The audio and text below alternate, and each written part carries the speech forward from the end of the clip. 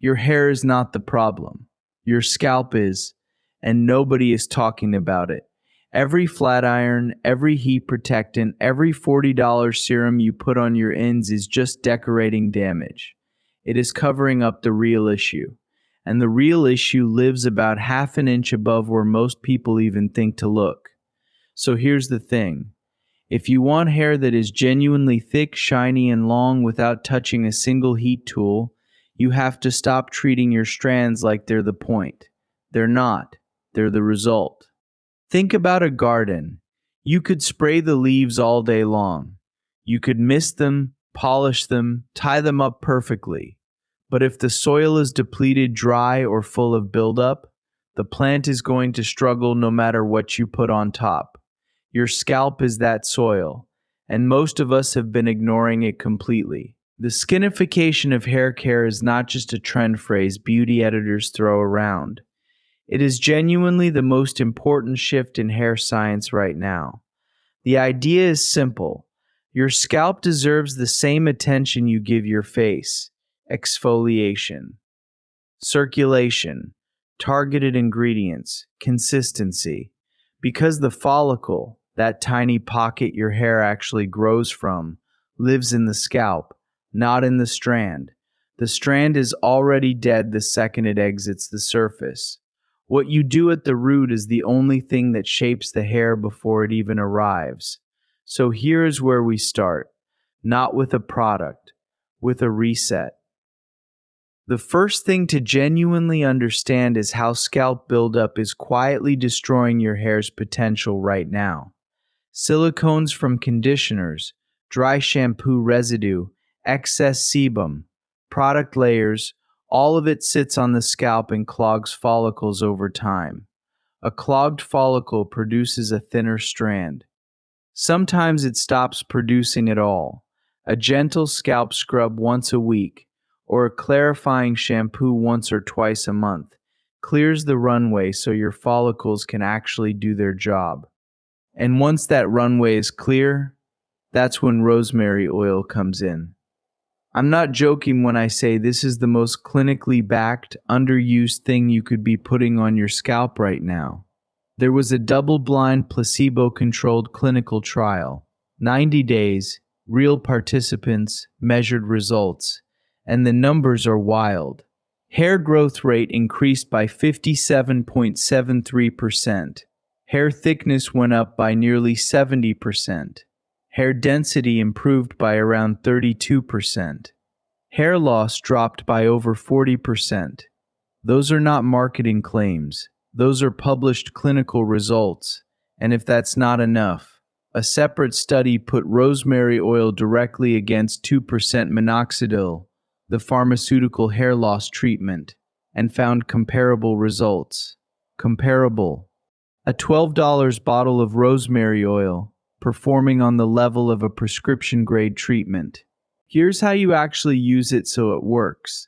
You don't just pour it straight on. Mix 5 to 6 drops of rosemary essential oil into a carrier oil, jojoba, sweet almond, or plain olive oil, about a tablespoon of carrier to every 5 drops of essential oil. Apply it directly to the scalp, not the hair, and use your fingertips to massage it in for at least 2 minutes. That massage matters. It pulls blood flow to the follicles, which means more nutrients reaching the root. Leave it on for a minimum of 30 minutes. Overnight is even better. Just wrap your hair in a silk scarf or put a shower cap on. Then shampoo it out in the morning. Do this 2 to 3 times a week. In 90 days, you will not recognize your hairline. Now let's talk about what you're doing to your hair in the shower, because there's a good chance you're washing it too often. Most people with hair that feels dry, frizzy, or brittle are actually overwashing. Every time you shampoo, you strip the scalp of sebum, that natural oil your follicles produce that coats and protects the strand. Your scalp then panics, overproduces oil to compensate, and suddenly you're in a cycle where you feel like you need to wash every single day, or your hair looks greasy. The cycle is the problem, not your hair type. Pulling back to 2 or 3 washes a week breaks that cycle within about 3 to 4 weeks. Your scalp recalibrates, sebum production stabilizes, and your hair starts holding moisture on its own the way it was always supposed to. Your color holds longer. Your ends stay smoother. Less washing is honestly one of the highest return habits you can build. And while we're in the shower, cold water. I know, nobody wants to hear it. But finishing your rinse with cool water, even just the last 30 seconds, seals the hair cuticle flat. The cuticle is the outer layer of each strand, and when it lies flat, light reflects off it evenly. That's what shine actually is. Hot water lifts the cuticle open, which leaves the strand rough, porous, and dull. You do not need a single shine serum or gloss treatment if your cuticle is closed properly. Cold rinse. Every single wash. 30 seconds. It works. Now let's get into the weekly mask, because here you need to know your hair type or you're going to make things worse. If your hair is thick, coarse, or dry, coconut oil is your best friend. Coconut oil is one of the most evidence-backed DIY hair treatments out there. It reduces protein loss in hair, prevents split ends, and shields the strand from environmental stress. Warm a few tablespoons between your palms. Coat your hair from mid-shaft down to the ends. Skip the scalp if you're prone to oiliness. Wrap it in a bun and leave it for 30 to 60 minutes before washing out. But if your hair is fine, low porosity, or already feels limp, coconut oil will weigh you down and make things worse. Fine hair needs protein, not oil. A protein mask, look for rice protein, hydrolyzed keratin, or fermented plant extracts. Strengthens the strand from the inside out without adding heaviness. Rice protein has been picking up serious attention in formulation science because it repairs the cortex of the hair shaft without coating it. Your hair gets stronger. It keeps its volume. Use a protein mask once a week or once every 2 weeks, and you'll stop seeing breakage in your brush almost immediately. Speaking of breakage, here's something nobody explains properly. Most hair breakage doesn't happen during styling. It happens during detangling. If you are running a brush through your hair starting at the roots, you are forcing every tangle between root and end to snap under maximum pressure. You are breaking strands that had no reason to break. Start at the ends, always. Work in small sections.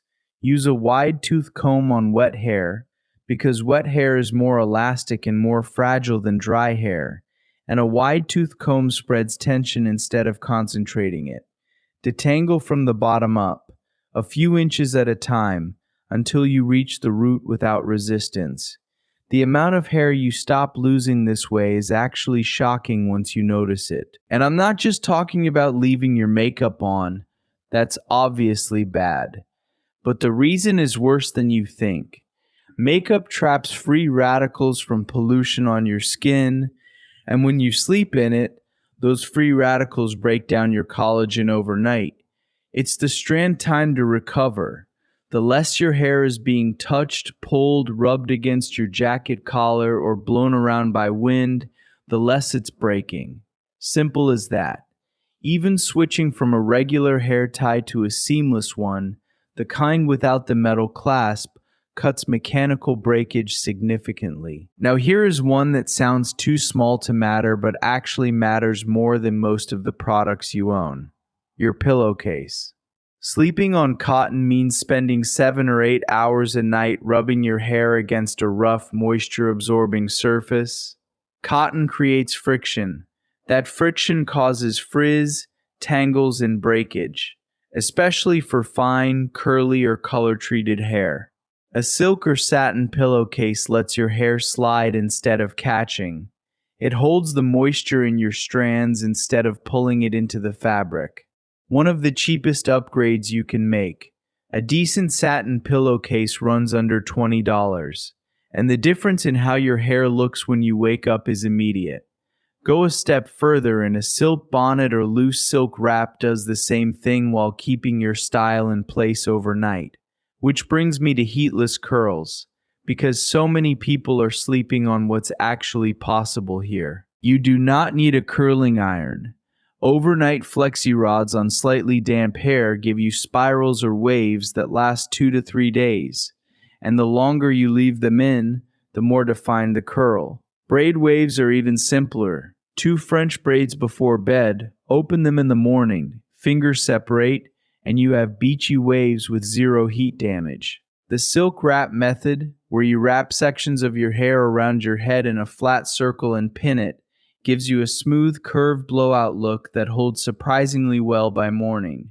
All 3 of these are things women have been doing for decades, and they work better than a lot of the heat tools people spend hundreds of dollars on.